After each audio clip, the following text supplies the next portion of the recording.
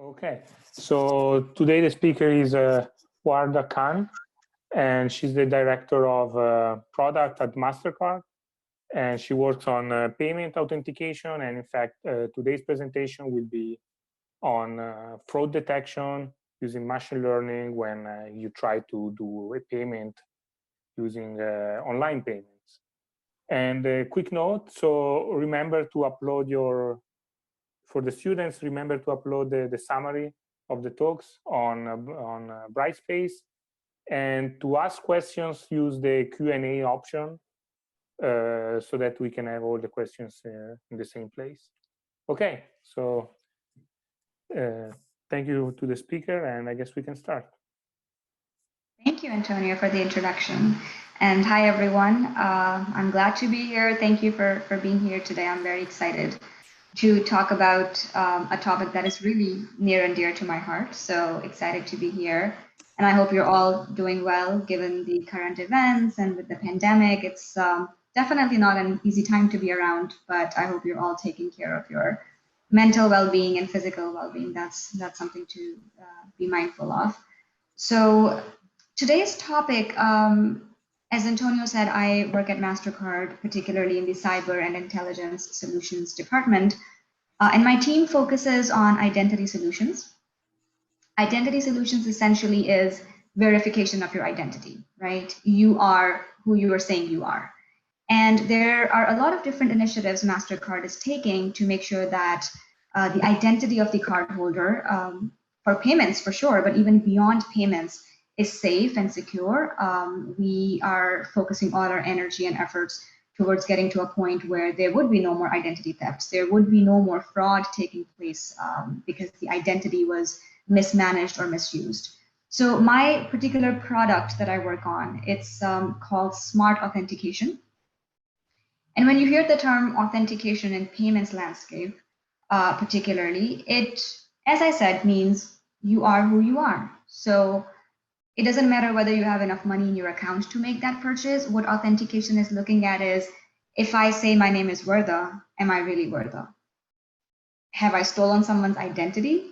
Or did I create an identity and call it Warda, and that's the persona I'm using to make my purchases? So that's what the identity solutions revolve around, to make sure we are able to pinpoint the person who they're saying they are, right? So that's authentication. And the reason I say behind the scenes is all of us today, we make a lot of digital payments. We make a lot of transactions online, and particularly in COVID, I think this period has been so eye-opening, because for a period of time, you couldn't go out and make a purchase in store. You had to buy everything online. And that's when a lot of people who never made a transaction before, they went online.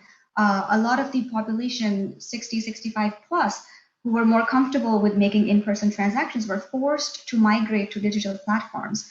And that's when we saw a lot of interesting data coming in as well.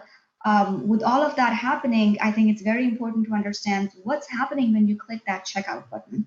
And I'll walk you through behind the scenes of when you click that checkout button, what happens, and what we as Mastercard are trying to do to ensure that your identity is safe, to make sure that that transaction is safe for your bank to approve.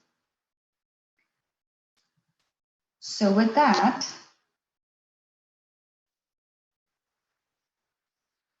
I wanted to start with an example. I know we're all super smart people here, but I always like to go back to putting things in perspective to make sure, we understand why we are doing and what we are doing and why it matters. So think of your Amazon purchase. I'm sure a majority of you have made a purchase recently on Amazon. Putting it in perspective, what it looks like. So you go onto the Amazon app or their browser page, you sign in, and then let's say you're buying a pair of shoes, a book, and sunglasses. So you put that into your cart. I want you to go through this experience with me here. You are on your journey to checkout, but now you have to provide your shipping preference or shipping information. You enter that in there. Then you go onto the payments page. That's where you enter your card credentials. You enter that, then you click continue. Then you move on to place your order. You verify, you read everything through, that's exactly what you wanted. You click on place your order, and then the order is complete. These are 5 distinct steps in that Amazon purchase journey. And from the lens of Amazon, and I'm using Amazon as an example, but think of all the large digital merchants out there, Apple, Microsoft, Google, Uber, you name it. These steps matter to them a lot because along the way, if you are unhappy or if you experience friction in any one of those steps, you're likely to just abandon the cart and not complete that transaction, right? So they try to minimize the friction you're seeing in this experience as much as possible. And how do they do that? See the shipping. If you have your account made on Amazon, most likely your shipping preferences are saved. You don't have to go and enter your address every single time. You'll only change that preference if you're shipping to someone else. So naturally, 99% of the times, you don't have that friction of having to enter your address every single time. Payment. You don't have to go get your card from your wallet or your handbag and enter it every single time you're making a purchase. They have saved that preference as well. So essentially, now that you're making a journey, you already have an account. Maybe the whole experience would take you 2.5 minutes, right? And out of those 2.5 minutes, 2 minutes and 25 seconds were probably spent you browsing through your options to see what you're going to buy. And the remaining 5 seconds, I would say maybe 4.5 seconds were spent on your checkout, shipping, and order complete screen. And what I'm trying to get here is that the screen where you say place order and then order complete, that's happening in milliseconds. Everything else, so the 2.5 minute experience that you had, you are only spending milliseconds between the last 2 screens when you click that button and your payment is processed. Your bank looks at it, approves it, sends back the message to Amazon saying, yep, this is good to go, purchase complete. That's milliseconds. And what we'll go through today is actually what happens in those milliseconds between when you place the order and you get the message that your checkout is complete. So let's see. With that experience in mind, again, putting on your Amazon or your digital merchant's lens, what are the key concerns that the merchant would have in this scenario? Number one is abandonment. We talked about that a little bit. A couple of days ago, actually, I was making a purchase on Amazon and my payments preference has been saved there for years at this point. And I don't know why, but all of a sudden it asked me to enter the digits at the back of my card again for verification. Now that's an example of authentication. Amazon was trying to authenticate that, is it me really making that transaction? I have no clue how they got the idea that it couldn't be me, but they asked me that. And me being me, I was too lazy. So I was like, who cares? I'll buy it later. A day later, I went outside, Stop and Shop, got the item, never went back to Amazon to get that item from there. That's the very experience they're trying to make sure they eliminate from the system, because that is a transaction lost. And there are millions of people out there like me who are very lazy, who if you present any level of friction to them would not go through that journey of completing their transaction. So as you see here, currently in digital space, 20 to 25% of online purchases are abandoned before they're completed. And that's a huge number. That's a lost opportunity for any merchant. So they care about that number. They care about that metric.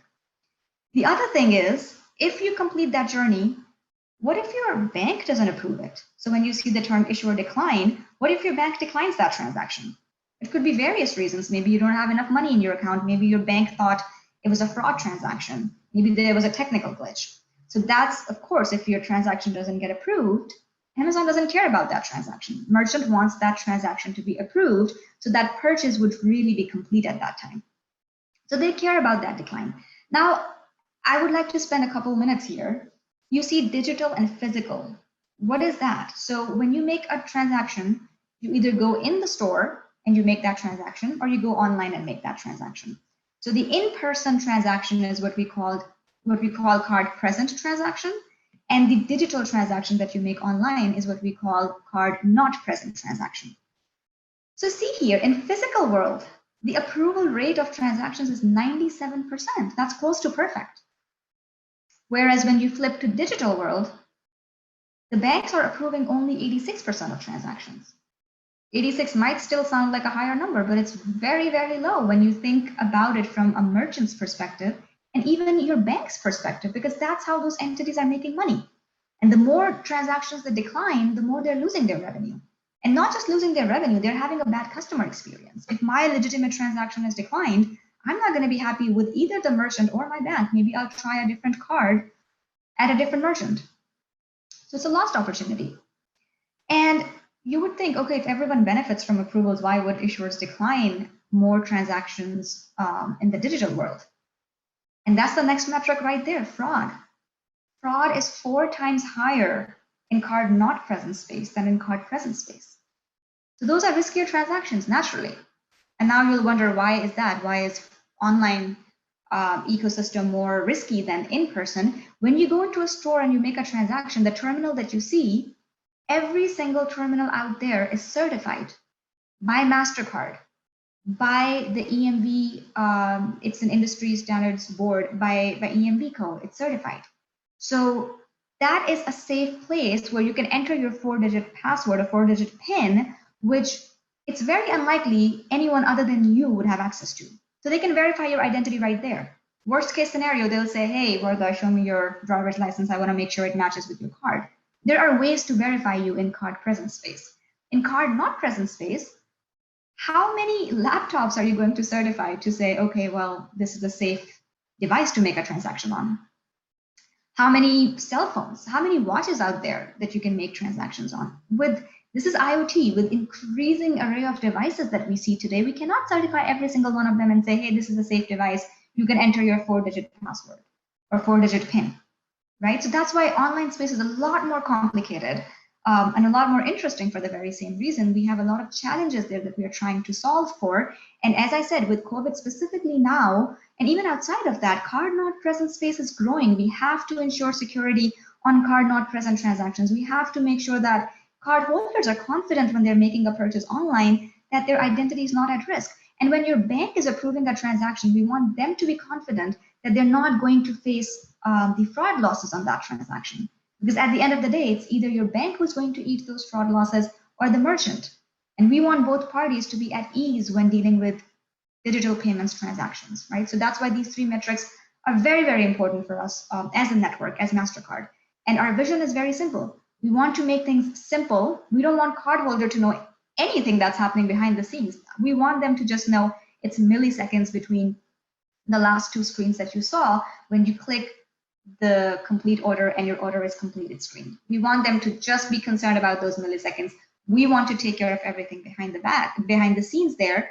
And while we're making it simple, we don't want to make it risky for any party in this ecosystem. So 2 things, safety and simplicity. That's our vision that we're driving towards as an industry, and particularly Mastercard as well.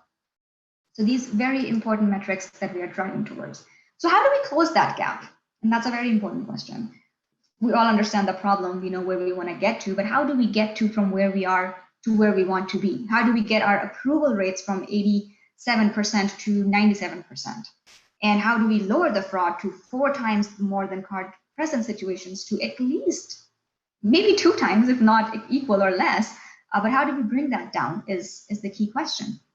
And that is where the concept of authentication comes in. So in payments ecosystem, the merchant can send a message to the issuer through the network. So Mastercard sits in the middle. Send a message. That message is called authorization message. So that authorization message is essentially merchant asking your bank, hey bank, this person is making a transaction, approve it or decline it. And the bank would look at multiple things. Does this person have enough money in their bank account to make this transaction? Do we even allow, let's say, a cross-border transaction? And if we don't, then is this person making a cross-border transaction? Multiple things they're looking at, including fraud. And if they approve the transaction, that's it. Money will move, the purchase has been completed, there's no going back. That's authorization.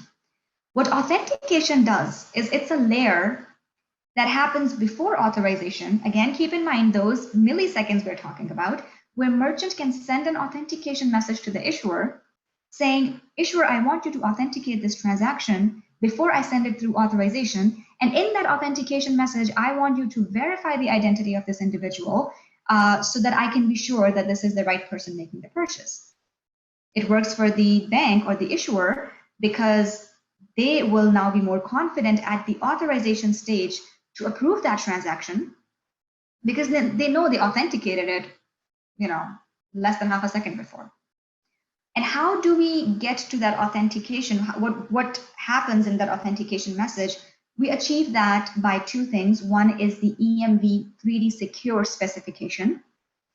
It is essentially a spec written by industry. So Mastercard, Visa, Amex, all the parties, they come together as an industry body, and they wrote that spec, which allows the merchant to send that message to the issuer. And then we have Mastercard Identity Check Program. Again, as the name suggests, identity check. We built that program on top of the spec called EMV3DS. How the two work together, think of the EMV3DS spec as a bunch of tools that all the networks are supposed to use. They can use those tools and they can add more frills and bows to it and make it more secure, more simple, more user-friendly. At the very least, they have to use those tools, they can add to it. And that's what Mastercard Identity Check Program is. It's using the tools provided by the spec called EMV3DS, but it's also adding a lot more into the network to ensure the simplicity of the transaction, to ensure the safety of the transaction. So those two things work hand in hand. And then as you see on the screen, it's not just words that we're using. We have seen the result of when authentication is used. How does that affect the ecosystem?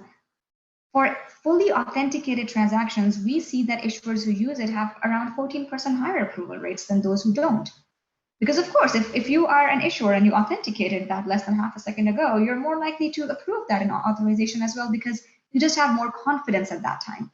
Similarly, for fraud, if you use authentication, the fraud goes down by 12 basis points, which in the fraud world, if you guys are aware, is a huge deal. 12 basis points is a lot of fraud. So going down by that level really helps the ecosystem as well. So what is EMV3DS? We talked about that, it's a spec. So EMV3DS, it stands for 3 Domain Secure.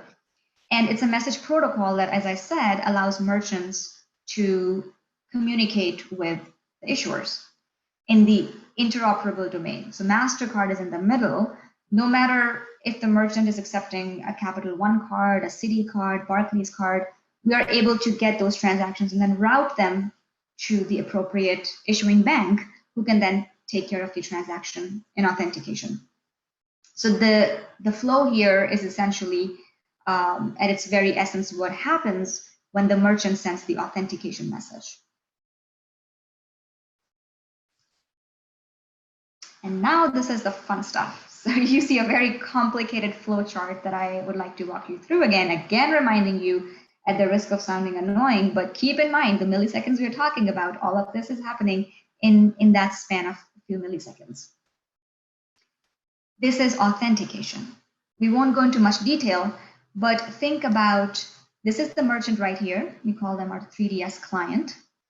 They send an authentication request through an entity who we call 3DS server to the network, which in this case is Mastercard.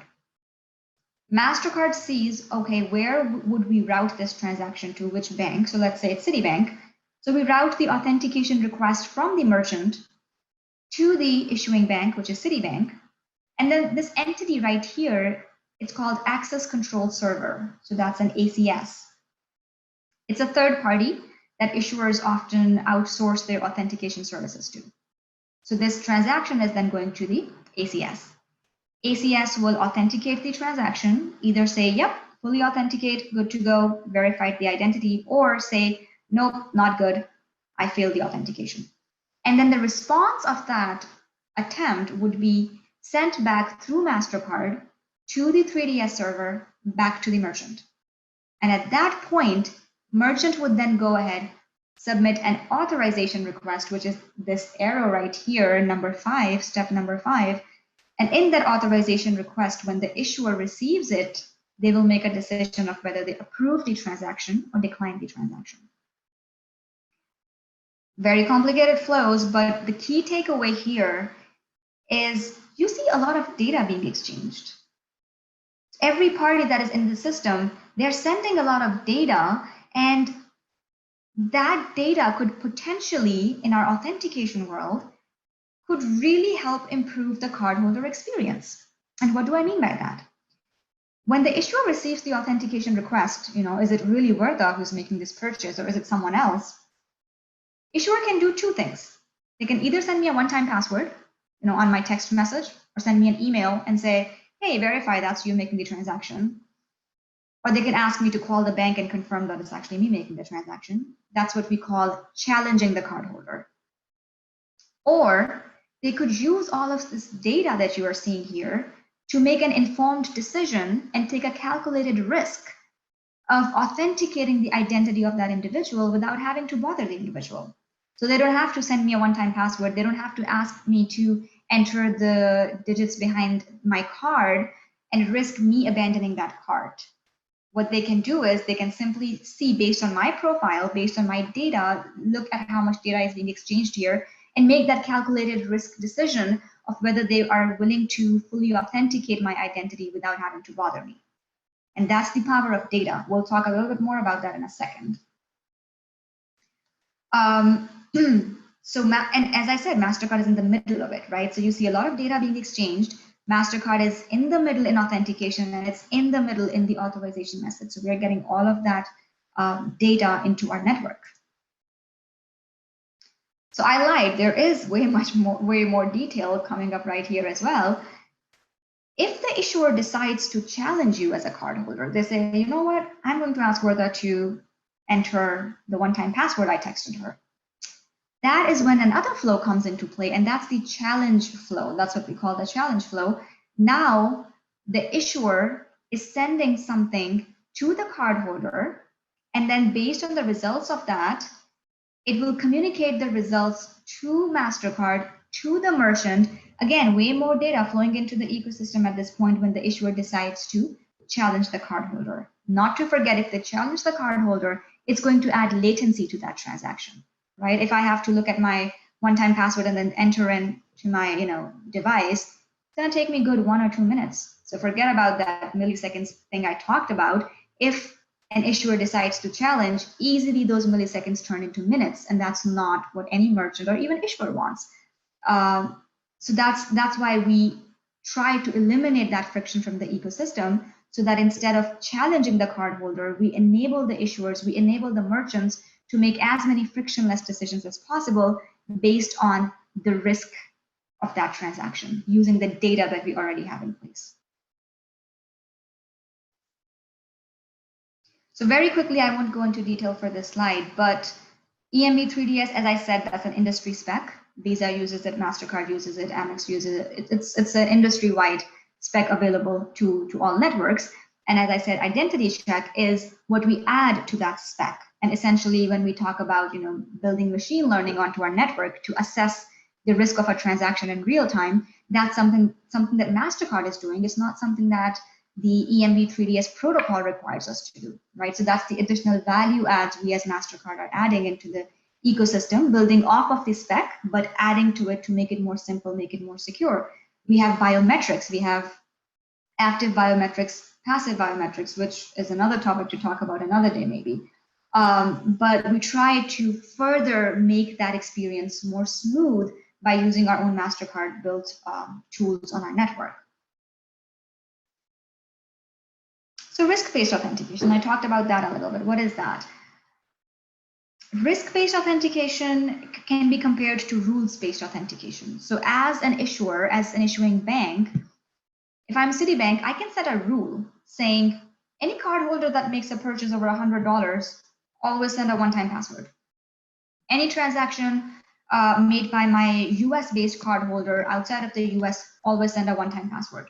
Right, so I can set those man-made rules onto the system and then create that experience for the cardholder. Risk-based authentication is quite opposite of that.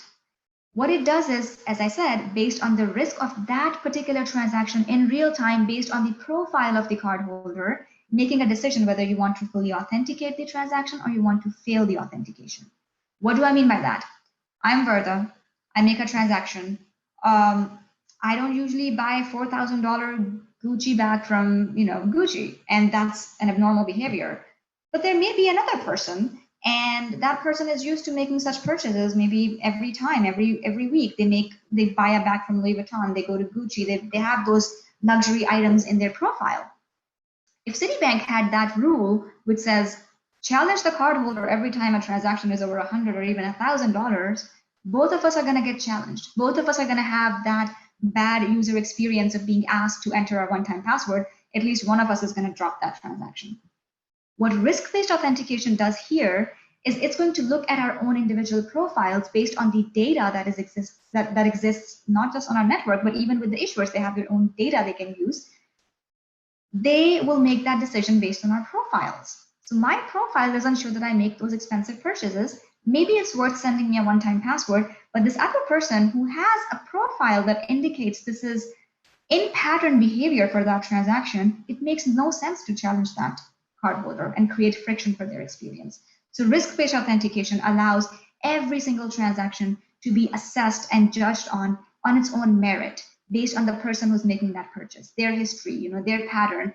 And it might be same for two people, it might be different, but that's the calculated risk we are taking to remove friction from the ecosystem. And we know majority of the times the fraud can be really reduced using this risk-based method, because any model that is at the back of making those decisions is learning from the fraud reported on that card, is learning from the merchant behavior. And we'll talk more about that in a little bit, but that's what risk-based authentication is. So just so you understand how that differs from rules-based authentication. Essentially, what I told you is on the slide. A transaction comes into our network, and our network in real time is able to make a judgment on that transaction, on what is the risk of that transaction, right? So a transaction could either be low risk, medium risk, and high risk. Those are three outcomes. And what we tell the issuing banks to do is to, based on the risk of that transaction, decide if you want to challenge that transaction or if you want to frictionlessly authenticate that. As hard as it might be to believe in today's world, there are majority of the people out there are good people.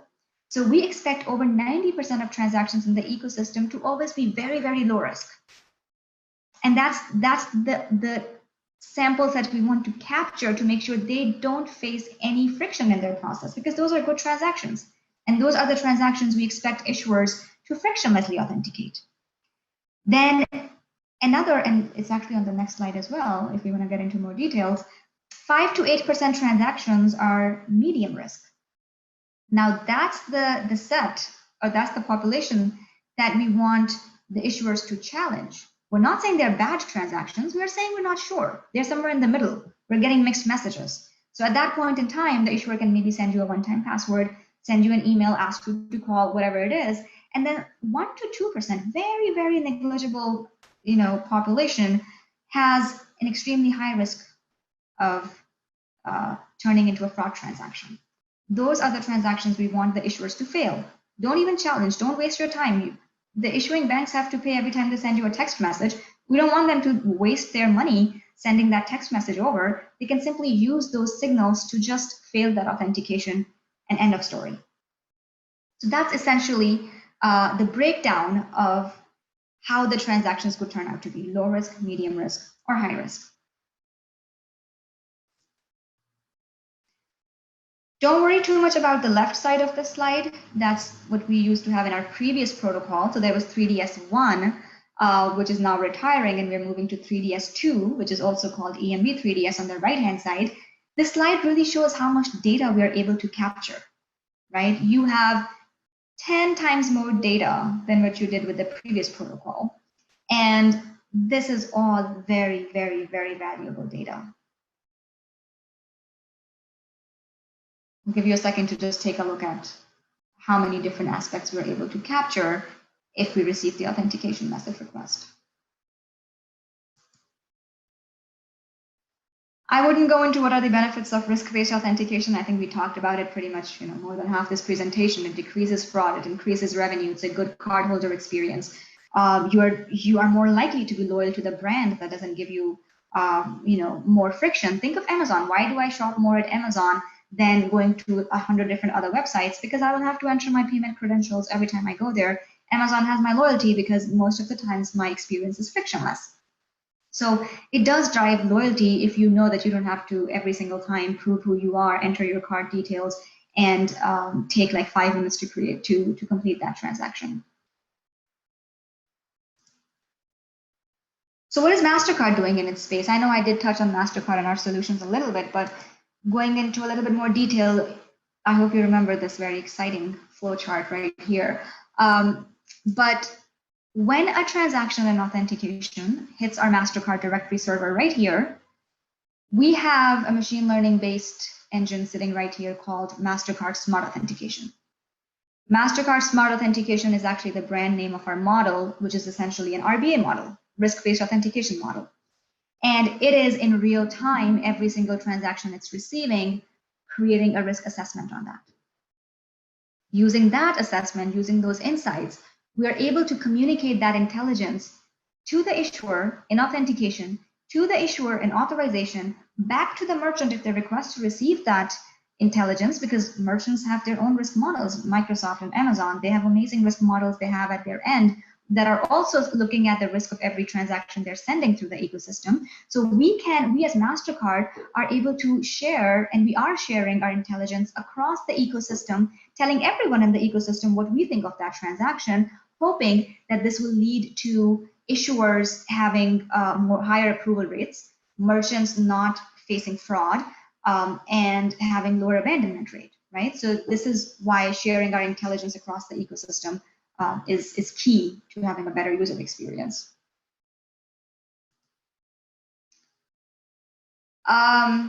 This slide right here talks about, okay, how are we using the data we receive to create the risk assessment?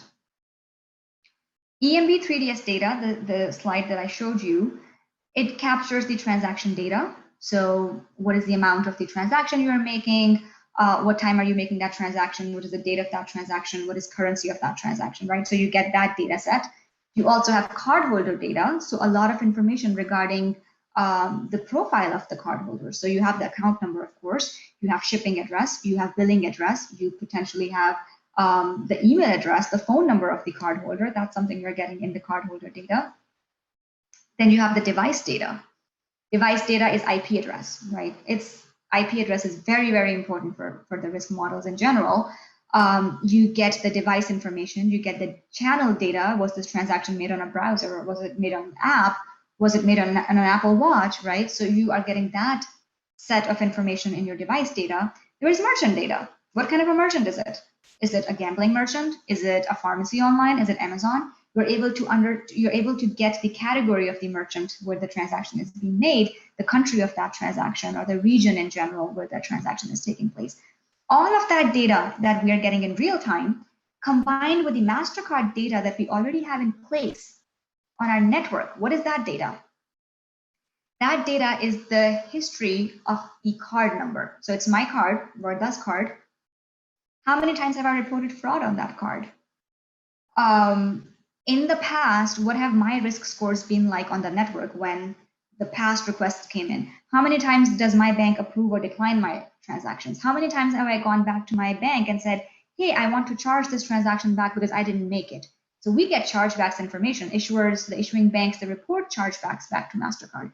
We have fraud data that the banks report back to Mastercard. So we have all of that data on our network level that allows us to then supplement it with the EMV 3DS data that we are getting in real time, and then use all of it together to then come up with a single risk assessment of whether it's a low, medium, or high risk transaction. Long story short, the summary really is that EMV 3DS is the driving force behind authentication. It is probably single-handedly the most effective tool when it comes to increasing approval rates, decreasing the abandonment rate, and lowering the fraud. And that, as I said, has been proven based on the previous data we have that it does bring down fraud, it does increase the approval rates. We encourage issuers to minimize challenging the cardholder as much as they can, because it's in the interest of the merchant, the issuing bank, and Mastercard and cardholder to have as less of a friction as possible.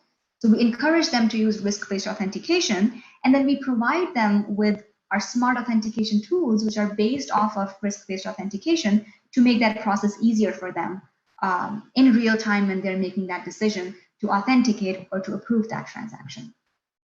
And at the end of it, why does it matter? Because all of it comes down to a good user experience. And authentication ensures that the cardholder at the end of that transaction is able to complete that transaction in maybe 400 milliseconds and has no idea all the stuff that I told you about in the last 30, 40 minutes. So that's at the essence of what it is. I do want to acknowledge that we do have, we might have a couple of members from my team here, Julia, Gossett, and Stephen Zhao. Stephen is actually an alum from Purdue, so he has been working at Mastercard as a data scientist. He recently made a move towards more of a business-facing role. I believe he is also attending. I would, at this point, open this up to any questions that anyone has, and Stephen, if you're on, we can tackle the questions together depending on if it's more business oriented or technical oriented. Okay. Hi, this is Jerry. Thanks, Warda. That was awesome. We appreciate you taking time to work with us. And Stephen, welcome back to Purdue. Love that. So we're glad you're able to join us as well. Hi, everybody. So I do, there are a couple of questions we have come in. I think that Stephen may have answered a couple, but we might repeat those if you don't mind, Stephen. But the one that's open at the moment says that customers can set their own alert notifications. In your risk-based authentication, was customer alert setting part of your consideration? Good question, Stephen. I don't know if you already answered that. I can answer if you haven't. Yeah, not yet. Go ahead, Warda. Okay, so that's a good question. And again, keeping in mind cardholders' direct interaction is with their bank, not with Mastercard, right? So for us, our immediate customer is the bank. So what we do allow banks to do is, or what we are trying to get to that stage where the banks would be able to come in and set rules on, hey, even though if Mastercard says this is a low risk transaction, I as Citibank don't want this particular instance to ever be frictionlessly authenticated. They can set rules on those kinds of transactions, so they can customize it to what they think is more appropriate for their portfolio. From the cardholder perspective, if they can definitely talk to their bank, and it depends on which bank you are banking with, if they allow that kind of alerts to be able to set up. Banks can also set alerts on the Mastercard network. As I said, again, saying instead of fully authenticating it in a frictionless manner, always tell me that this has a risk of, let's say, ABC, and then I will go ahead and do that. So again, it depends on, for cardholder, they will have that relationship with their bank to set alerts and rules. Banks, in turn, can work with Mastercard on their portfolios to then set rules and alerts. Thank you. I have another question here that's queued up, so we'll go to that one next. The question is, from an internet privacy lens, there are reasons why users would not want merchants and data collection entities online documenting and storing your credit card and personal information. There are services that allow for creation of virtual cards, Mastercard, Visa, etc., to mask individuals' identities from merchants, and some that even allow alias information, such as fake name, address, IP, to disassociate your information. From your group's perspective, as well as Mastercard at large, I'm wondering where is the balance between properly authenticating users versus protecting the privacy of the cardholder? Are there initiatives from card issuers to protect users' information in a legitimately sanctioned way, and thus resulting in less identity theft and card numbers falling into the wrong hands? Very profound question. Yes. Yes. So I think it's a very important question and top of mind for everyone at this point. Honestly, it is a very, very legitimate concern. So I do want to acknowledge that. You have talked about virtual card numbers. So yes, we do have virtual card numbers. We have tokenization. So your credentials are really never saved as your credentials on. I'm making up an example. Netflix, for example, they might have saved your data as a token. So even if there's a breach, only that fake token is exposed, and your card information behind the scenes is still secure, right? So there's tokenization, there's virtual card numbers that can be used, all of that in an attempt to make sure we protect your identity. For risk systems like the one that I'm talking about, risk-based authentication, even regulators allow that information to be used if the purpose of that information usage is security. So security is a very different landscape. You cannot use it for marketing. You cannot use it for consulting. And at Mastercard, we have an entire team that makes sure that the data is super safe and secure. And you might be aware of GDPR rules in Europe. Europe is actually, I think, the flag bearer of what the industry standards should be, or what even on a government level standards should be for data privacy. So we at Mastercard follow GDPR. We have the privacy rules in place. When it comes to security, and a lot of what we do is security, the regulators do allow us to, demask that data. If it's tokenized, to de-tokenize that data when making that decision in the real time, only for the purposes of fraud prevention and prevention of identity theft. Other than that, we are not allowed in any way to use that data for marketing or any other kind of consulting services. As far as issuers are concerned, banks, they all have their own rules. We, Mastercard, have our program rules for the issuers to participate in. They have to meet those minimum standards to be our licensed customers. And in addition to that, they have their own programs built on top of that to prevent their cardholder security. Okay. There is the next question in the queue is the information sent via 3DS voluntarily shared by the customer or merchant? Is it shared amongst banks and or processors? I know Stephen started to answer that question a moment ago, so I don't know if he wants to continue with the answer or if Warda is more appropriate for that one. Go ahead, Stephen, I'll chime in.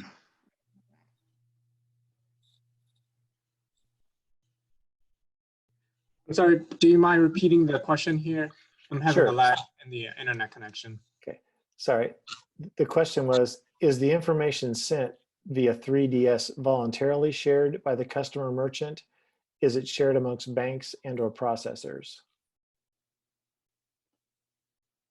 I think the original question was is this information shared? And you had asked for clarification whether it was amongst banks and or processors, and the answer to that was yes. Yeah, I can take a stab. I think Stephen is having some lag. So Stephen, feel free to chime in. I'll take a stab at it. So the information, again, it's when you make a transaction on a merchant, they have certain rules and rights that you give to that merchant when you're making a transaction at that particular merchant. The merchant then decides based on whatever contract they have with you. They don't have a particular contract, but they have terms and conditions on their website when you're making a purchase of how much data they can share.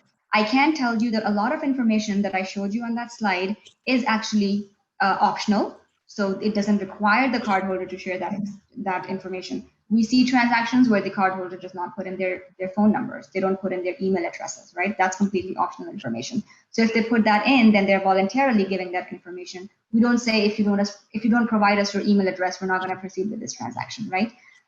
So that, and then through 3DS message, that information is shared with the bank as well. Now, keeping in mind, if you're a cardholder, you have terms and conditions with your bank as well. So they must have clarified with you how they can use your data, in what fashion or manner, and you are allowing them to use that data through 3DS.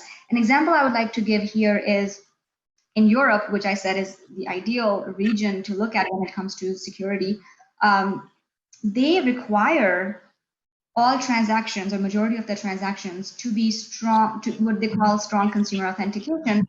They want the challenge. They want the cardholders to confirm that it's them who's making that transaction. And how can that be done? Only if issuer has that data. They know which email address to reach you out on, which phone number to reach you out on. So they have that data already in existence with you. So they are only allowed to use that, again, from the security perspective, not for any marketing purposes, not for any consulting purposes.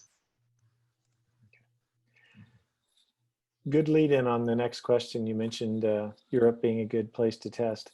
The next question is, have you considered allowing users to use smart card readers, which would allow them to directly plug into the CC and use the certificate on it to sign the transaction?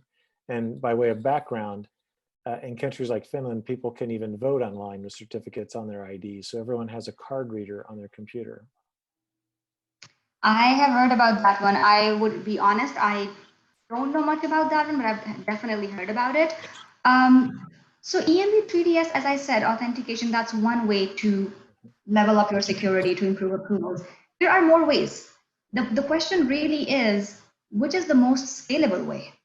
Can every single cardholder have that card reader in place, right, across the world? So yes, virtual card numbers, they're essentially doing the same thing. They're trying to secure your credentials. We have tokenization that does the same thing. You have, those is it card readers? The digital card readers that you're mentioning. They all are trying to get towards the same end goal, but we believe that authentication is probably the most scalable way that it can be done in the interoperability domain without requiring the cardholder to really do anything with it. If the cardholder wants to do that, that's great. No one would stop that. But if the cardholder cannot or does not do it, then how do we protect it? Very good. Another question I have in the queue is, from a consumer standpoint, would a virtual card be better to ensure privacy by both merchant and bank processors? It's a tough one because I can't say what's better, what's not. As I said, they're all going towards the same end goal. There are different means towards going to the same end goal. Virtual card numbers, certainly, I think it is an additional layer of security. As I always say, there's no silver bullet to getting low fraud and high approvals. If that can be layered on top of existing things, absolutely, by all means, that's a good way to do it. But it's hard to say which one is the best way because you have to use all of those in combination together to get the perfect end result. Thank you. All right, is there anything else, Mike, that you see? So maybe I can ask something if we have time. Sure. Yeah, so no, it was very interesting to see how all the different actors interact and the usability. So I think something that I think you also mentioned is that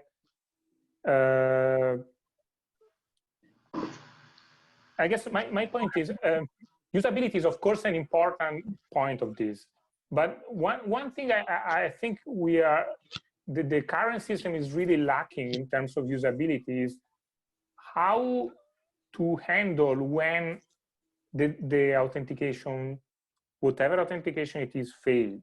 So for instance, you mentioned that in Europe, banks require strong authentication.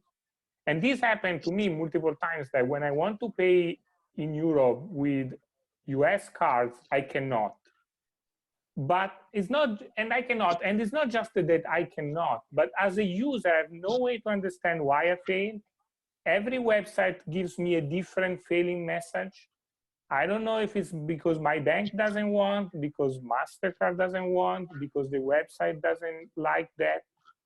So from a user perspective, I think, from a usability perspective, I think it's, of course, it's important to lower the amount of failing transactions, but it's also important to somehow explain to user what to do. And I think this is really messy. Every website is going to tell you a different error message.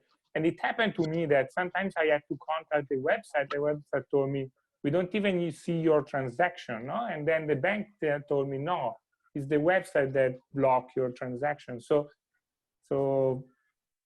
I guess this is not really a question, but I think that usability needs to be able to also try to explain to users what the problems are, because otherwise sometimes, because this is also dangerous, because otherwise user will try weird solutions to go around this. They will trust phone calls, no? Because sometimes you need to actually call someone to fix this. So if I get used to call someone, then I will maybe be more prone to fail for some phone scam that is asking my credit card, because it's not that far from what I really need to do. So yeah, I think I guess you it's more a general nailed it. consideration, but yeah. No, but I think that's a very good observation, and that's something we have to tackle every single day, because we talk about data privacy, and yes, Europe is, the standard that has been set to look at when we talk about data privacy, but it comes at a cost, and that cost is the user experience. So we who are sitting in the middle of the transaction taking place, the interaction, we have to balance both the security and the user experience. And I agree, when regulations require data privacy, we love that, it's great.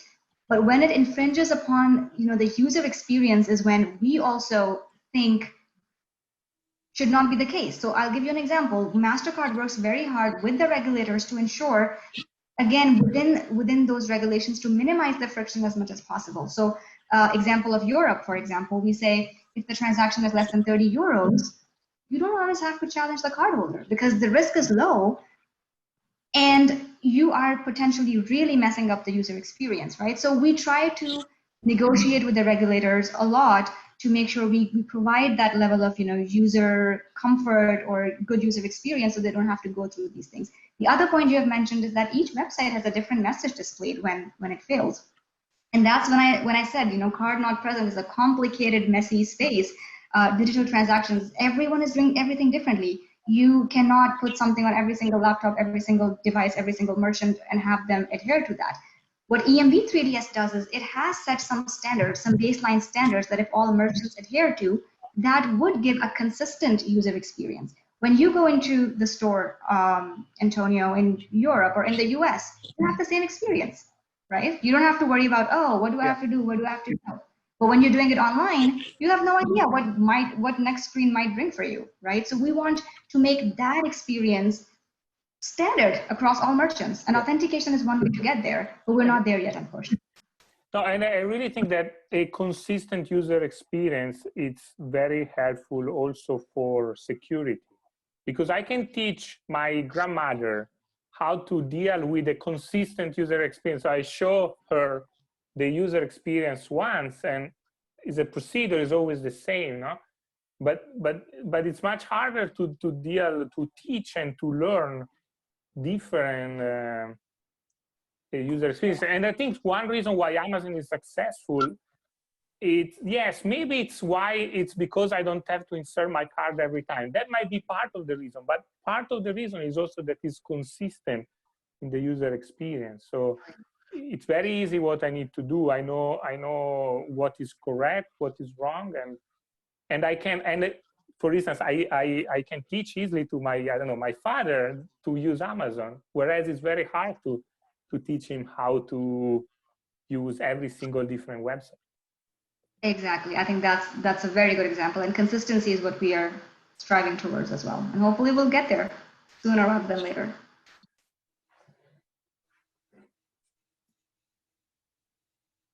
I think that's the end of our queued up questions.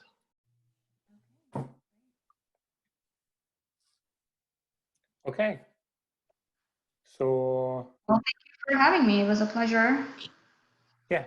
Thanks to the speaker, and we had a lot of participants. So thanks to all the participants. Thanks to the speaker, and see you next week. Thank you, Warda. I appreciate it.